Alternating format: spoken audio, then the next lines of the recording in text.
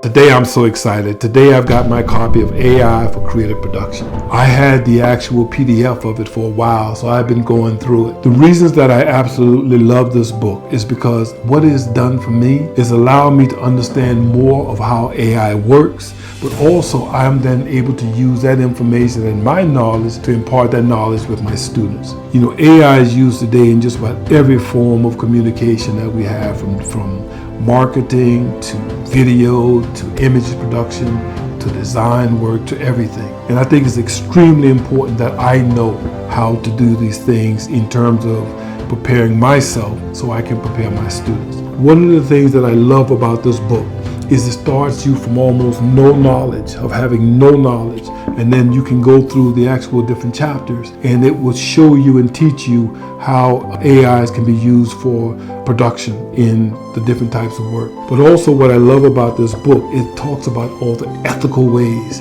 of how you can use AI in a more effective way. But also what it does for me, it shows me ideas that I can go through. It talks about brainstorming, it talks about creating digital content, and it talks about developing different projects. You know, as a teacher, I think the most important thing that we want for our students, have them to think creatively and express their ideas.